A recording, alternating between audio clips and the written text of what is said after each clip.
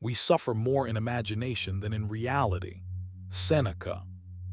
What if I told you that most men don't fail with women because they lack intelligence, ambition, or even confidence, but because they unknowingly repeat the same silent mistakes, mistakes that seem logical, even smart, yet quietly destroy attraction? You might be disciplined, you might be thoughtful, you might pride yourself on being rational and self-aware, and yet, despite all of that, things still fall apart. Conversations fade, respect slips, attraction disappears. Not because you aren't enough, but because modern dating rewards emotional mastery more than raw intellect. The Stoics understood this centuries ago. They knew that strength without self-control becomes weakness, that attachment clouds judgment, and that chasing approval is the fastest way to lose it. And today, many intelligent men violate these principles without even realizing it. In this video, we'll break down 9 critical mistakes smart men make with women, mistakes rooted in overthinking, emotional mismanagement, and misplaced effort. Each one is subtle, each one is costly, and once you see them, you'll never unsee them again. Watch this video till the very end, because the final mistake is the one that silently sabotages everything, and correcting it can fundamentally change how women see, feel, and respond to you. Number 1. Confusing intelligence with emotional awareness. You pride yourself on being sharp. You read, you think deeply, you analyze patterns, you understand systems. Your mind moves fast and you trust it, and that's exactly where the mistake begins. Somewhere along the way you were told, maybe directly, maybe subtly, that intelligence is enough. That if you can reason well, explain clearly, and see things logically, you've already done the hard work. But Stoicism never taught that the mind alone makes a man whole. Warned you plainly, the soul becomes dyed with the color of its thoughts, not its arguments, not its intelligence, its awareness. And emotional awareness is not the same thing as intellectual sharpness, even though smart men often confuse the two. You may understand emotions conceptually. You can name them, define them, even explain why they arise. But awareness is not an explanation. Awareness is presence. It's noticing what's happening without rushing to dissect it. Seneca wrote that we suffer more often in imagination than in reality, and smart men suffer especially because they live in their heads. You think your understanding gives you control, but often it distances you. You respond with logic when attention is needed. You explain when silence would land deeper. You correct when curiosity builds connection. And because you're intelligent, you can justify all of it. That's the danger. Intelligence can become armor. Emotional awareness requires you to set that armor down. You don't need to become softer or less rational. Stoicism never asked that of you. It asked for alignment. Epictetus reminded you that it's not events that disturb you, but your judgments about them. Emotional awareness is the ability to catch those judgments as they form, not after they've hardened into words or reactions. When you miss that moment, you default to analysis. You think clarity equals correctness. But emotional intelligence isn't about being right. It's about being attuned. And attunement is felt, not argued. Notice how often you rush to conclusions internally, how quickly you label what's happening, how fast you move from sensation to story. Stoic practice begins there. Slow that process down. Trained himself to pause, to describe things plainly, stripped of interpretation. You can do the same internally. Instead of thinking this means something, return to this is happening. That shift alone builds emotional awareness. It pulls you out of abstraction and back into reality. And reality is where connection exists. You don't need more clever thoughts. You need more space between them. Emotional awareness grows in that space. It's built when you observe your internal state without trying to fix it immediately. When you resist the urge to perform intelligence. When you allow yourself to simply register tone, energy shifts. This is not passive. It takes discipline. Seneca called it daily training of the mind, and training means repetition, not talent. Start practicing restraint in conversation, even internally. Not restraint as suppression, but as patience. Let moments breathe. Let silence do some of the work. Stoicism values self-mastery, and mastery begins with listening first to yourself, then outward. When you truly listen, you stop preparing responses. You stop solving. You become present. Presence is rare. Presence is felt instantly. Here's a simple practice you can adopt immediately. Several times a day, pause and ask yourself one question. What am I feeling in my body right now? Not what do I think about this situation? Not why is this happening? Just what sensations are present. Tightness, lightness, heat, stillness. Name them quietly. This grounds you. It trains awareness without analysis. Epictetus emphasized focusing only on what's within your control. Awareness is always within your control. Interpretation is optional. Another exercise is emotional labeling without judgment. When a reaction arises, name it neutrally. Not good or bad, just accurate. The Stoics didn't deny emotion, they being ruled by it. Acknowledged anger, fear, desire, but he refused to let them hijack his actions. You can do the same. When you label without condemning, the emotion loses its grip. Intelligence steps back into service instead of domination. Also practice withholding explanation. You're used to clarity through words, but awareness doesn't always require speech. Sometimes the most disciplined act is saying less. Let your understanding deepen before you express it. Seneca warned that many speak before they think. Smart men often think before they feel. Both miss the mark. Feel first. Then choose your response deliberately. That's Stoic strength. You're not being asked to abandon reason. You're being asked to integrate it. Stoicism is about harmony between thought and feeling, impulse and restraint, self and world. When intelligence operates without awareness, it becomes sharp but brittle. When paired with emotional awareness, it becomes grounded, calm, and compelling. Take responsibility for this practice. No one can do it for you. You won't read your way into awareness. You build it through daily attention, through pauses, through choosing presence over performance, through noticing your internal weather without trying to control the sky.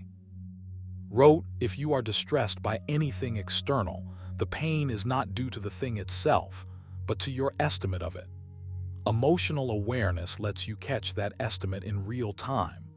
It's the difference between reacting automatically and responding deliberately, between being impressive and being steady, between thinking you understand and actually being understood. You already have the intelligence. Now train the awareness to match it.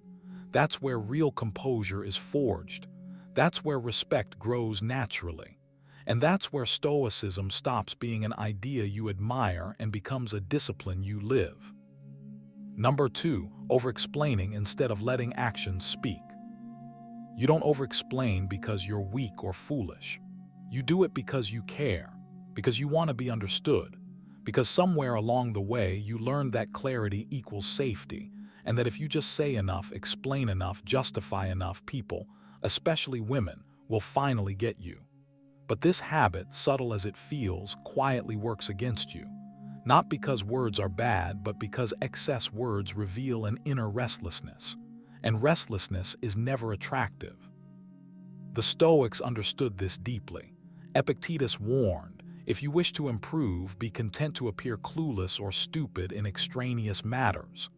That line stings a little, doesn't it? Because it goes directly against the impulse to defend, clarify, and narrate your intentions. Over-explaining is often an attempt to control perception. You want to manage how you're seen, how you're judged, how you're interpreted. But Stoicism teaches you something far more powerful. You don't need to manage what is not yours to manage. Other people's interpretations are not your domain. Your actions are. When you explain too much, you leak energy, you give away authority. You subtly communicate that you're unsure whether your actions alone are enough. And the moment you imply doubt in yourself, the world mirrors it back. Wrote, waste no more time arguing what a good man should be. Be one. Read that again, slowly. Feel how final it is. No explanations, no speeches, no footnotes, just being. You may tell yourself you're being honest, open, emotionally intelligent, and sometimes you are.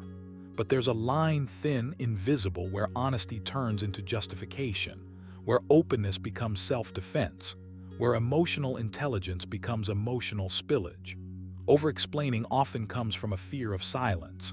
Silence feels like exposure, like something might go wrong if you don't fill the space.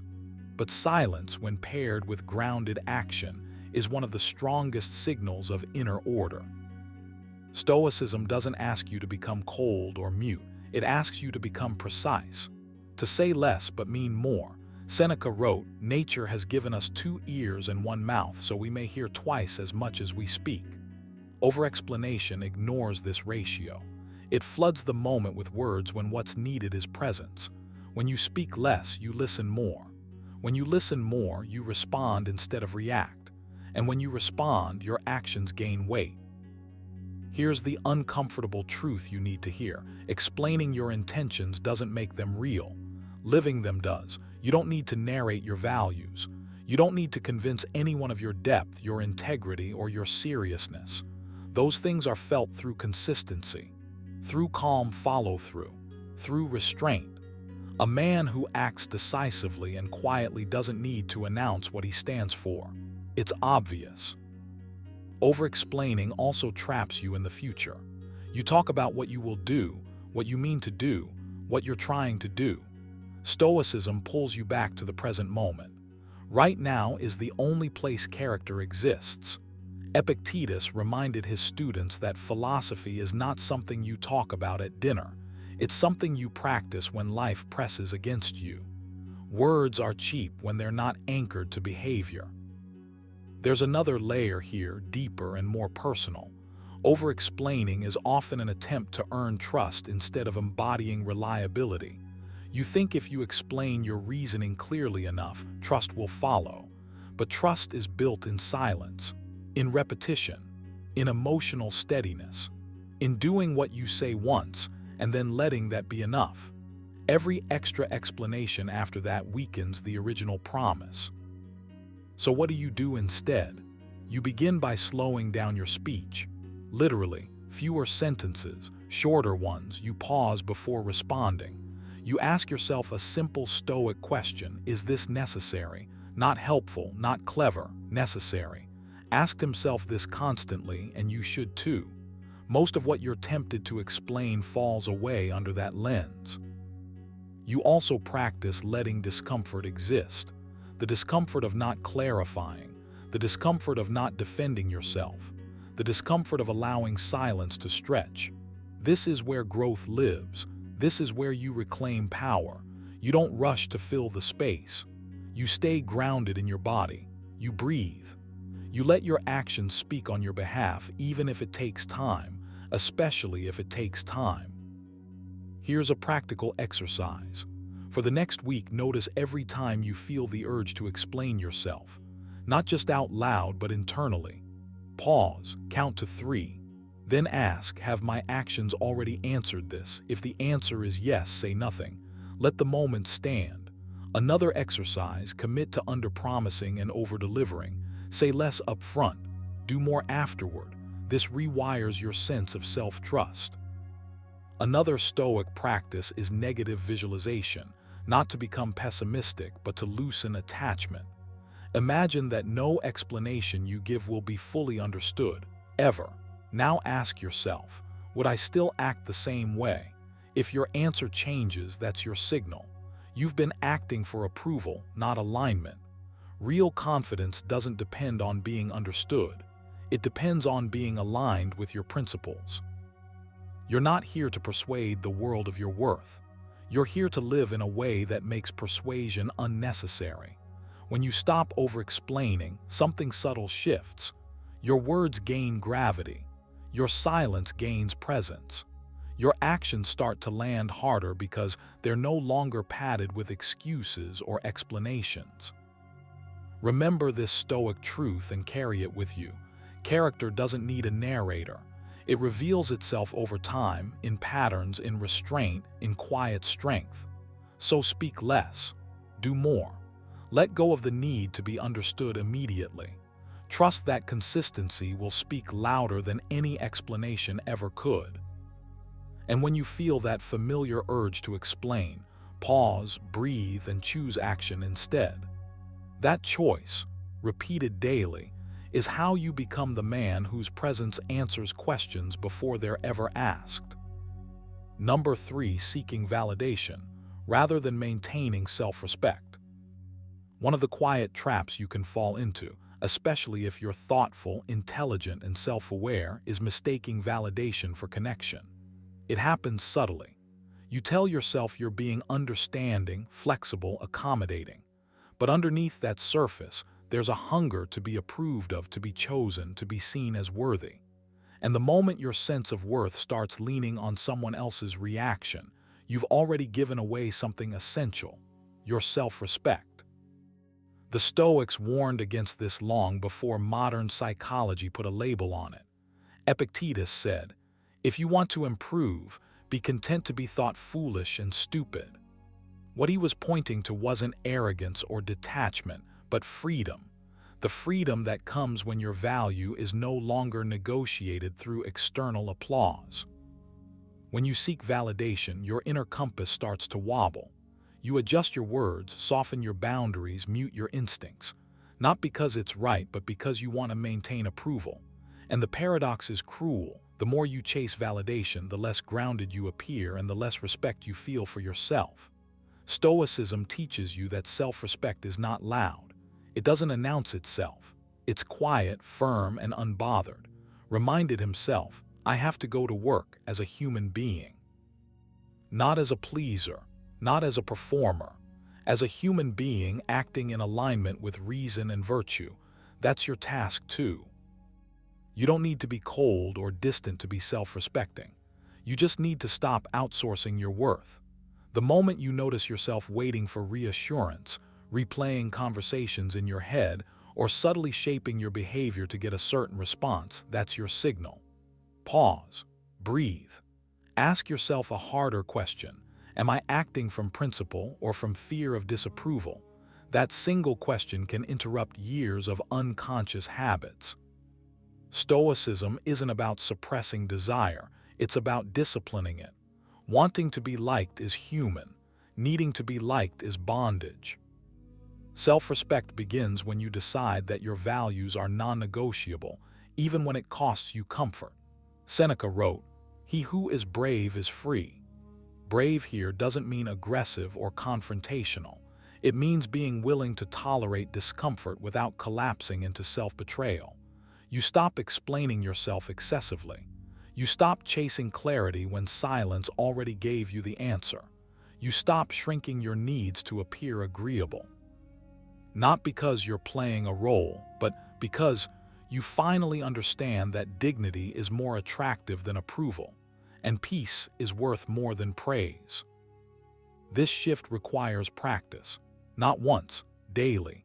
One simple exercise is restraint. Today, resist the urge to seek reassurance. Don't ask for confirmation that you're doing fine. Let uncertainty exist without immediately filling the space. Sit with it. Observe how your body reacts. The Stoics believed that between stimulus and response lies your power. Every time you don't reach outward for validation, you strengthen that power. Another exercise is alignment. At the end of the day, ask yourself, did I act in a way I respect? Not was I liked? Not was I accepted? Just that. Over time, that question rewires what you chase. There's also the practice of negative visualization, a favorite Stoic tool. Imagine losing approval. Imagine being misunderstood. Imagine not being chosen. And then notice you're still here. Your breath continues. Your principles remain intact. This isn't pessimism, it's liberation. When you rehearse the loss of validation in your mind, it loses its grip on you in real life. As said, You have power over your mind, not outside events. Realize this and you will find strength. Validation is an outside event. Self-respect is internal. One is fragile, the other is unshakable. You also need to redefine what strength looks like. Strength is not proving your worth. Strength is knowing it so deeply that you don't need to defend it. When you maintain self-respect, your presence changes. You speak more slowly. You listen without trying to impress. You walk away from situations that drain your integrity without turning it into a performance. You stop negotiating your standards in moments of loneliness. And loneliness itself becomes lighter because it no longer threatens your identity. This doesn't make you rigid, it makes you centered. Stoicism never asked you to reject connection, it asked you to approach it without desperation, to give without losing yourself, to care without clinging, to stand firm without hardening your heart. Epictetus put it simply, don't explain your philosophy, embody it. You don't announce self-respect. You live it in the pauses you allow, in the boundaries you keep, in the choices you make when no one is watching. If you want to start today, here's another exercise. Write down 3 principles you refuse to abandon for approval.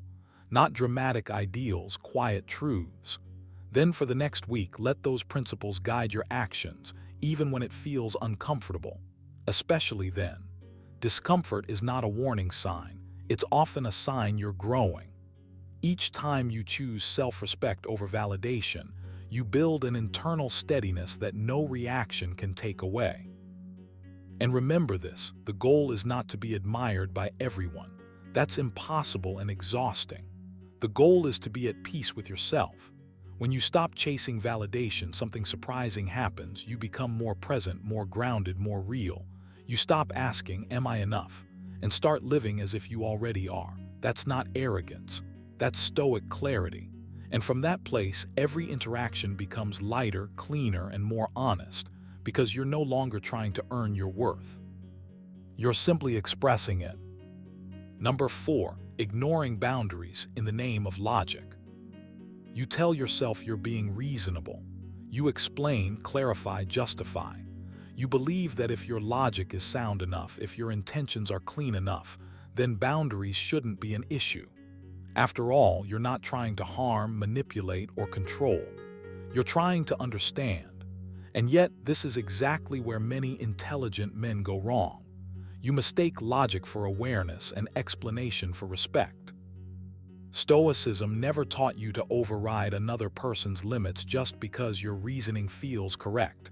In fact, it taught the opposite. Epictetus warned, if you want to improve, be content to be thought foolish and stupid. Sometimes wisdom looks like restraint, not argument. Sometimes strength is knowing when to stop, even when you believe you're right. Boundaries are not problems to solve. They are signals to observe. When you ignore them in the name of logic, you're quietly telling the other person that your internal reasoning matters more than their internal experience. You may not say it out loud, but it's felt. And what's felt always matters more than what's explained. Stoicism asks you to master perception before action. Reminded himself, you have power over your mind, not outside events. Realize this and you will find strength. Boundaries exist outside your control. The moment you try to reason them away, you step out of Stoic discipline and into ego disguised as intellect. You don't need to understand why a boundary exists in order to respect it. This is where smart men often stumble. You want the rationale, the framework, the justification. You want the system to make sense before you comply. But Stoicism teaches acceptance of what is, not resistance to what doesn't align with your mental model. A boundary is a fact, not a debate. Treating it like a puzzle to crack only creates distance.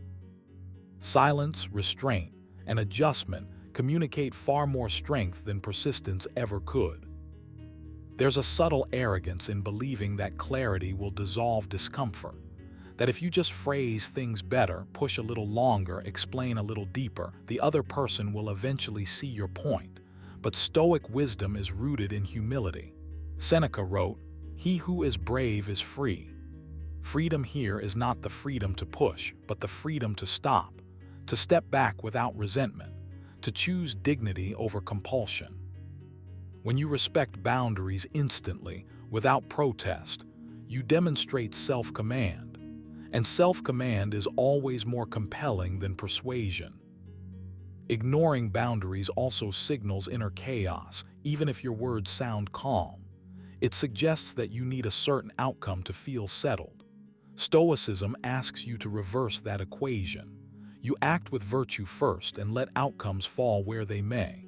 When you override boundaries, you're revealing attachment to being understood, to being accepted, to being right. Cautioned against this trap when he wrote, "Ask yourself at every moment, is this necessary?" Most boundary violations happen not because something is necessary, but because something is desired. This is where discipline enters, not discipline of speech alone, but discipline of impulse. The Stoics trained themselves to pause before reacting, to insert space between stimulus and response. You can practice this. The moment you feel the urge to explain past resistance, stop, breathe, say nothing. Let the urge pass. What remains after the urge dissolves is usually clarity. That clarity often tells you that respect required no words at all. You don't lose power by honoring boundaries. You gain it. Power, in Stoic terms, is alignment between values and behavior. Epictetus made this brutally clear. First say to yourself what you would be, and then do what you have to do. If you claim to value self-respect, calm authority, and emotional mastery, then your behavior must reflect that even when it costs you immediate comfort. Especially then, walking away mentally is often harder than walking away physically. But it is also more transformative. There's another layer here that deserves your attention. Boundaries protect both people. When you push against them, you not only create resistance in the other person, you weaken your own frame. You train yourself to believe that persistence equals virtue. It doesn't. Consistency does. And consistency requires knowing when to disengage without bitterness. Seneca warned, "No man is more unhappy than he who never faces adversity, for he is not permitted to prove himself." Restraint is one of those quiet adversities. It tests whether your composure is real or conditional. To embody Stoic masculinity, you must learn to see boundaries as neutral information, not rejection, not challenge, not invitation, just information. When you can receive that information calmly, without emotional escalation, you step into a different category of presence. You become predictable in the best way, steady, grounded, unreactive. That steadiness is felt immediately, and it begins with relinquishing the need to convince. Here is a practical exercise. For the next week, practice non-intervention. When you sense resistance, say nothing beyond acknowledgement. No follow-up explanations. No internal rehearsals. Simply note the sensation in your body and let it fade. Another exercise, journal nightly and ask yourself one question: where did I respect a limit today without needing validation? This trains your attention toward virtue rather than outcome. Over time, you'll notice your responses becoming cleaner, simpler, and more controlled. Stoicism never promised ease. It promised clarity, and clarity often requires surrendering the illusion that logic governs human connection. Respect does. Presence does. Self-mastery does. When you stop ignoring boundaries in the name of logic, you start honoring something far more powerful, reality as it is. And when you align yourself with reality instead of arguing with it, you move through the world with a calm authority that no explanation could ever achieve. Number 5, trying to fix instead of understanding. You don't do it because you're careless. You do it because you're intelligent, capable, and wired to solve problems. You see tension, confusion, emotional distance, and something in you immediately moves forward, sleeves rolled up, mind engaged, ready to repair, adjust, optimize. You think clarity will heal it, logic will calm it, effort will earn appreciation. But this is where many smart men quietly sabotage connection. by trying to fix when the moment calls for understanding. Stoicism never asked you to become cold or indifferent. It asked you to become precise. And precision here means knowing when action helps and when presence does more than intervention. Epictetus warned, "We have 2 ears and 1 mouth so that we can listen twice as much as we speak." Yet when discomfort appears, you often reverse this ratio. You rush to explain. You rush to advise. You rush to improve the situation. In doing so, you unintentionally send a message. This state needs correcting. And beneath that message lies another one. You shouldn't feel this way. Understanding is not passive. It's disciplined restraint. It's choosing to sit with ambiguity without reaching for control. When you try to fix, you're subtly placing yourself above the moment, above the emotion, above the other person's internal world. When you seek to understand, you place yourself with it, side by side, equal ground. That shift changes everything. Reminded himself, be tolerant with others and strict with yourself. Trying to fix is often disguised intolerance. Intolerance for emotional disorder, unpredictability, or feelings that don't follow clean lines. Understanding, on the other hand, requires humility. It requires you to admit that not everything needs your intellect, and not every problem is improved by your strength. Some moments ask for your stillness. Some ask for your patience. Some ask for nothing but your attention. There's a deeper reason this mistake is so common. Fixing gives you a sense of control. Understanding asks you to release it. Control feels safe. Control feels masculine. Control feels productive. But Stoicism never taught control over others. It taught mastery over yourself. When you jump into fixing mode, ask yourself quietly, am I acting from wisdom or from discomfort with uncertainty? Seneca wrote, "He who suffers before it is necessary, suffers more than is necessary." The same applies here. You often act not because action is required, but because waiting feels unbearable. You don't need to suppress your problem-solving nature. You need to discipline it. A sharp sword is useless without a steady hand. When you lead with fixing, you deny the other person the dignity of their own inner process. Understanding restores that dignity. It says, I trust your inner world enough to witness it without rearranging it. That trust is rare, and rarity creates gravity. This doesn't mean silence without presence. It means listening without rehearsing your response. It means letting pauses exist without filling them. It means asking yourself whether the moment needs resolution or recognition. Stoicism teaches the difference between what is in your control and what is not. Another person's emotions are not in your control. Your response to them is. Choose the response that reflects strength, not urgency. There's also an identity trap here.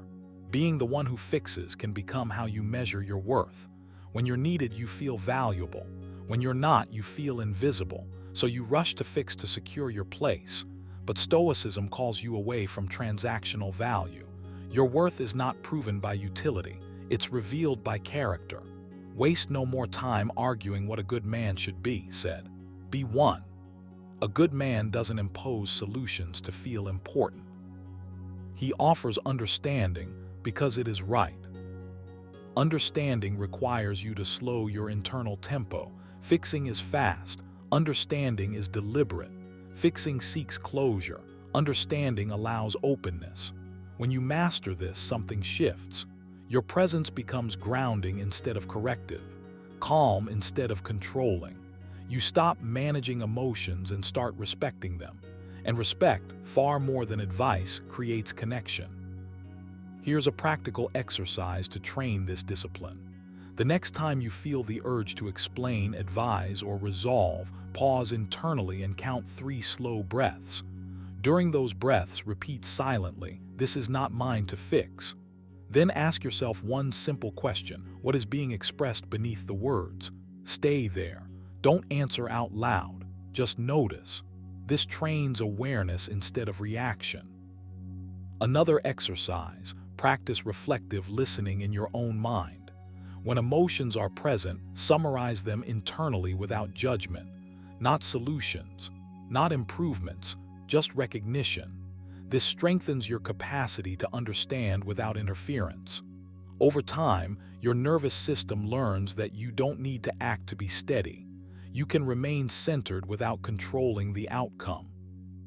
Stoicism also teaches you to accept discomfort as a training ground. Wanting to fix is often a response to internal tension. Let that tension stay. Let it sharpen you. Seneca wrote, "Difficulties strengthen the mind as labor does the body." Each time you resist the impulse to fix, you're strengthening your emotional endurance. You're becoming less reactive, more grounded, more sovereign over yourself. There's quiet power in being the man who doesn't rush to change what he first seeks to comprehend. You begin to move differently. You speak less, but with more weight. You listen not to reply, but to perceive. You stop performing intelligence and start embodying wisdom. And wisdom, unlike cleverness, doesn't need to announce itself. Understanding is not weakness. It's restraint guided by insight. It's knowing that presence can be more transformative than solutions. When you stop trying to fix, you create space. And in that space, connection breathes, respect grows, attraction deepens, not because you engineered it, but because you allowed it. So the next time your mind leaps toward repair, pause. Let the moment be what it is. Anchor yourself in stoic clarity. Control what belongs to you, your reactions, your patience, your composure. Release what doesn't. In doing so, you step out of the role of the fixer and into something far more powerful, the man who understands. Number 6, hiding emotions instead of mastering them. You've probably been told, directly or indirectly, that strength means silence. That being a smart man means keeping everything locked down, sealed tight, unreadable. So you learn to hide what you feel. You learn to swallow reactions, to mask disappointment, to pretend nothing touches you. On the surface, that can look like control, but Stoicism was never about hiding emotions. It was about mastering them. And there's a crucial difference you need to feel in your bones. Warned, you have power over your mind, not outside events. Realize this and you will find strength. Notice what he didn't say. He didn't say to erase emotion. He didn't say to numb yourself or pretend you're unaffected. He pointed to power over the mind, not denial of what arises within it. When you hide emotions, you don't gain power. You postpone it. You push things into the dark and hope they won't follow you. They always do. Hiding emotions is passive. Mastering them is active. One is avoidance dressed up as discipline. The other is discipline in its form. When you hide, you're still being controlled. You're just controlled quietly. When you master, you see clearly, you choose deliberately, and you act with intention. That's what makes a man grounded. That's what makes your presence steady rather than tense. Epictetus said, "Men are disturbed not by things, but by the views which they take of them." This is where everything shifts for you. Emotion itself is not the enemy. The interpretation is. The judgment is. The reflexive story you tell yourself in the split second before you react. When you hide emotion, you never examine that story. You just suppress the symptoms and let the cause remain untouched. Mastery begins when you slow down enough to notice what you're telling yourself and decide whether it deserves your belief. There's a quiet confidence that comes from knowing you can feel deeply without being hijacked. It's not coldness, it's not emotional absence, it's steadiness. You stop leaking tension. You stop broadcasting internal chaos through forced calm. Instead, you develop an inner order that others can sense without you saying a word. That's Stoic strength. Calm but alive. Present, not rigid. You don't need to kill emotion to be strong. You need to train it. Just like the body, the mind responds to attention and repetition. Seneca wrote, "A man who suffers before it is necessary suffers more than is necessary."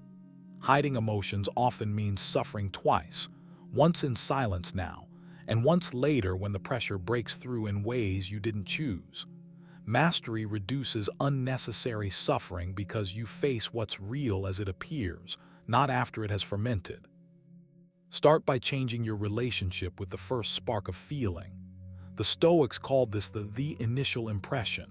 You can't stop it, it arrives automatically, but you can stop yourself from signing off on it. That pause, that fraction of a second where you say, "This is an impression, not a command," is where mastery lies. Practice this daily, not dramatically, quietly. Each time something stirs you, name it internally without judgment. No stories, no labels, just awareness. Another practice the Stoics used was negative visualization, not to become pessimistic, but to become emotionally prepared. Sit for a few minutes and imagine discomfort, rejection, uncertainty. Not to dwell in it, but to remind yourself that these sensations are survivable. This trains your nervous system to stay open instead of collapsing inward. When emotion shows up later, it feels familiar rather than threatening. You're no longer scrambling to hide it. You're ready to carry it. Journaling was also a core Stoic exercise, though it wasn't called that.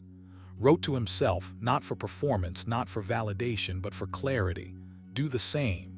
Write what you felt today without justification. No defense, no blame, just facts of the inner world. This turns emotion into data rather than drama. Over time, patterns reveal themselves, and what you can see clearly, you can govern. Here's the shift you need to embrace. Emotions don't make you weak. Unexamined emotions do. Suppressed emotions do. The man who pretends he feels nothing is often the most reactive of all, snapping internally, rigid externally, exhausted beneath the surface. The man who observes himself honestly becomes flexible, adaptable, unshakable. He doesn't need to prove strength because he's living it. Stoicism isn't about becoming stone, it's about becoming solid. There's warmth in that solidity. There's presence. When you master your emotions, you don't disappear, you arrive. You listen better. You speak with more weight. Silence becomes choice, not fear. Expression becomes measured, not explosive. Practice this daily. When emotion arises, ask yourself one simple question: what part of this is in my control? Not tomorrow, not after it passes. Right now. That question brings you back to agency, back to the Stoic core, back to yourself. You stop wrestling the feeling and start directing your response. Remember what Seneca said: "He is powerful who has power over himself." Not the man who hides, not the man who suppresses, the man who understands, trains, and leads his inner world with patience and firmness. That's the mistake you're leaving behind, confusing emotional silence with emotional strength. From this point on, don't aim to feel less. Aim to govern better. Sit with discomfort without flinching. Let emotion rise without panic. Choose your response with care. This is the work: quiet, repetitive, transformative. And if you commit to it day by day, you won't just think differently. You'll carry yourself differently, and that changes everything. Number 7, overinvesting too early. Overinvesting too early feels noble when you're inside it. It feels generous, attentive, even mature. You tell yourself you're being intentional, that you're showing depth instead of playing games. But beneath that story, something quieter is happening. You're giving away energy, time, and emotional weight before it's been earned, before it's grounded, before it's steady. And the Stoics would tell you, gently but firmly, that this is not strength. It is impatience dressed up as virtue. Epictetus warned, "If you want to improve, be content to be thought foolish and stupid." That applies here more than you think, because restraint often looks like disinterest to the untrained eye, and you must be willing to sit with that discomfort. When you overinvest too early, you collapse your inner balance. Your mood starts leaning on responses. Your focus drifts toward anticipation.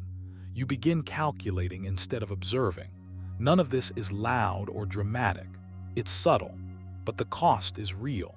Stoicism teaches that anything you give power over your peace becomes your master.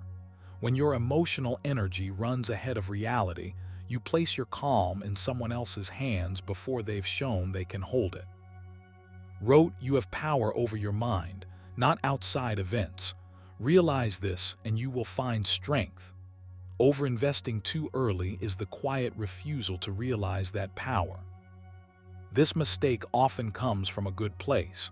You care deeply. You feel intensely. You imagine potential and mistake it for truth. But the Stoics were relentless about this distinction. They taught that impressions are not facts.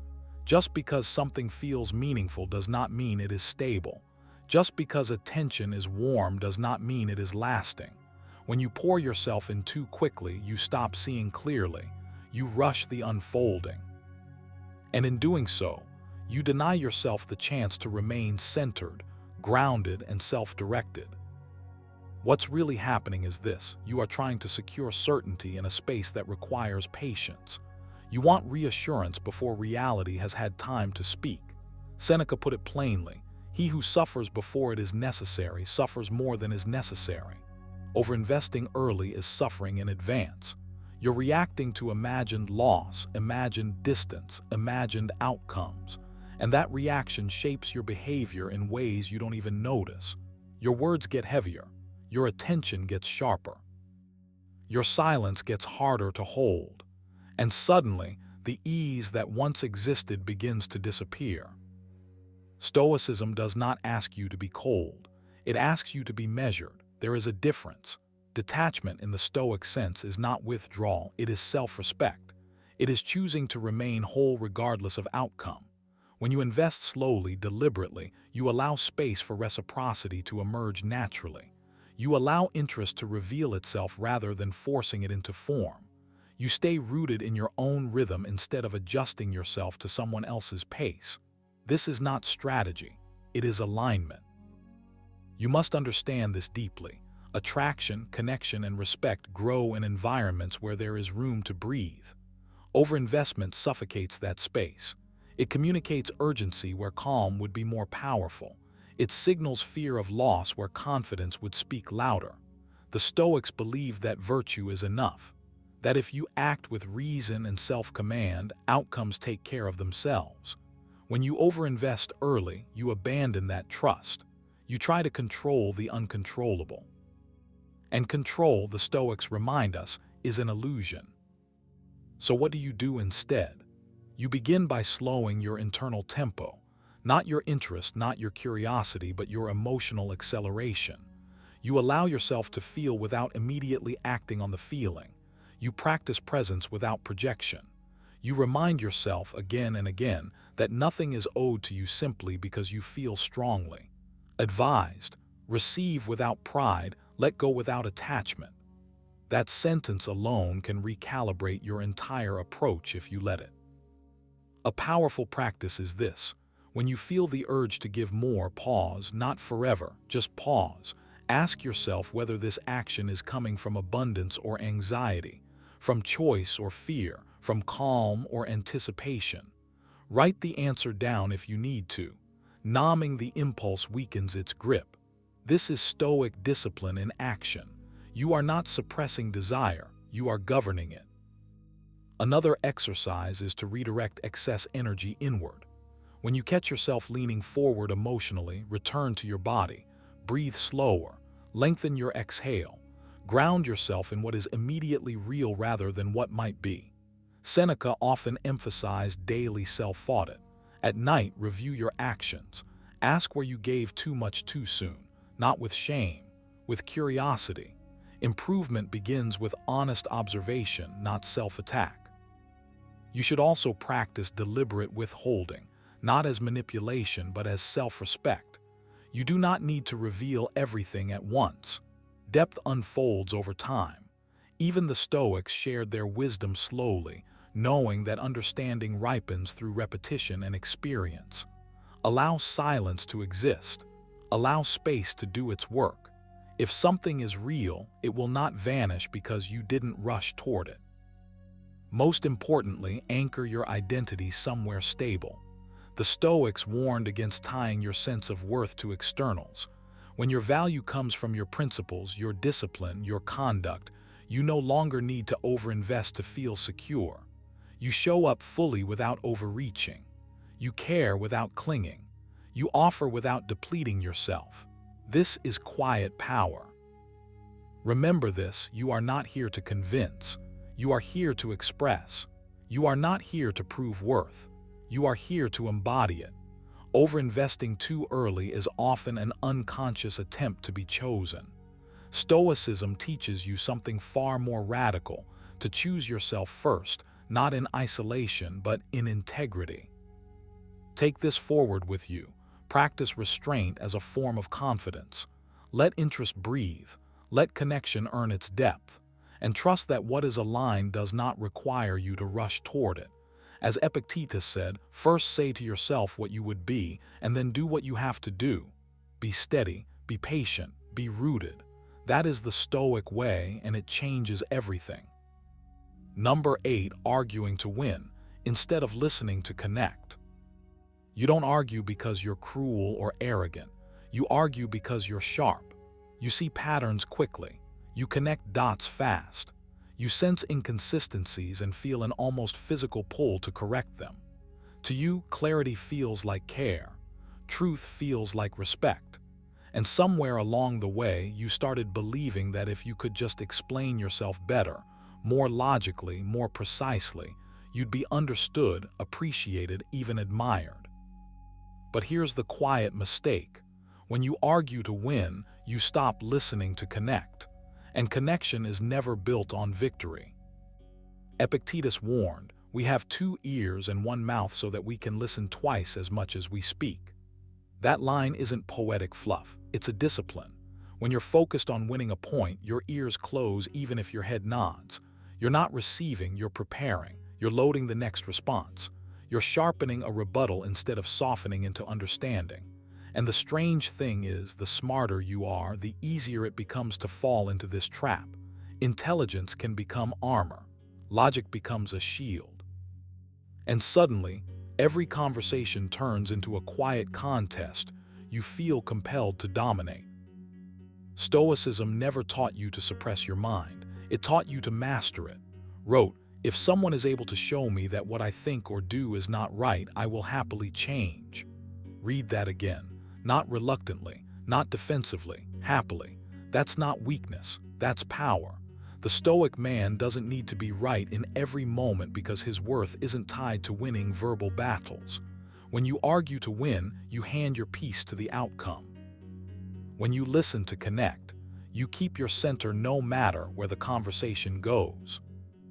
There's a subtle arrogance that sneaks in when you prioritize being correct over being present. Not loud arrogance, quiet, polished arrogance. The kind that says, if you just see it my way, everything would make sense. But connection doesn't grow from sense alone. It grows from safety, from being felt, from being heard without interruption, without correction, without cross-examination. Seneca said, wherever there is a human being, there is an opportunity for kindness. Listening, real listening, is one of the highest forms of kindness, and it costs you nothing except your ego's need to perform. You don't need to abandon reason. You need to put it in its place. Reason is a tool, not a weapon. When you turn it into a blade, you cut the very bridge you're trying to cross. Stoicism teaches restraint before reaction. That pause right before you respond is where your growth lives. In that pause, you ask yourself a different question. Not how do I prove my point, but what is actually being expressed here? Often it's not logic that's being offered to you. It's emotion, tension, uncertainty. A desire to be understood without being dissected. Here's the hard truth most smart men resist. Being understood feels better than being corrected. And when you skip straight to correction, you communicate something without saying it out loud. You communicate that understanding comes second to your intellect. Even if that's not what you mean, it's what's felt. Epictetus reminded his students, first say to yourself what you would be, and then do what you have to do. If you want to be a grounded, respected, magnetic man, your behavior in conversation must reflect that identity. Calm, curious, unrushed. Listening to connect doesn't mean agreeing. It means staying open longer than your impulse tells you to. It means letting silence do some of the work. Silence is not submission. Silence is control. Wrote, "The best revenge is to be unlike him who performed the injury." Translate that inward. The best response to emotional charge is not intellectual dominance, but steadiness. When you remain composed and receptive, you change the entire emotional temperature of the exchange. You might notice resistance rising as you read this. A voice saying, "But what if I'm right?" That voice is familiar. Smile at it. That's the part of you that still thinks respect is earned through superiority. Stoicism offers you a better deal. Respect is earned through self-command, through not needing the last word, through choosing connection even when you could win, especially then. There's a daily practice you can adopt starting now. Before responding in any meaningful conversation, silently repeat this sentence. My goal is understanding, not victory. Say it again if you need to. Then reflect back what you heard, not to trap or analyze, but to clarify. You're training your mind to slow down, to stay present, to value alignment over applause. This isn't passive, it's disciplined. Another exercise, notice your body when you feel the urge to argue, the tightening in your chest, the quickening of thought. That's not logic speaking, that's attachment. Stoics were obsessive observers of their inner state. You should be too. When you feel that surge, practice delaying your response by one full breath, just one. That breath creates space. In that space, you choose who you are. Write this down somewhere private. I don't need to win to be worthy. Read it daily. Not because you're weak, but because you're strong enough to rewire old instincts. Seneca said, "He who is brave is free." Freedom here means freedom from compulsive correction, from conversational combat, from the exhausting need to always be right. Over time, something shifts. People speak more openly around you. Conversations deepen without effort. You become someone others feel safe expressing themselves to, not because you surrendered your intelligence, but because you finally put it under command. That's Stoicism in action. Not loud, not flashy, just solid, grounded strength. So the next time you feel that familiar urge to jump in, correct, explain, dominate, pause. Choose the harder path. Listen to connect. Let understanding lead. Winning an argument might satisfy you for a moment, but mastering yourself, that stays with you. Number 9, abandoning inner purpose for external approval. One of the quiet mistakes you make, often without noticing it at first, is trading your inner purpose for external approval. It doesn't happen all at once. It starts subtly with small adjustments. You soften your edges. You delay your own priorities. You begin to measure your worth through reactions, signals, validation. And before you know it, your direction is no longer yours. It's outsourced.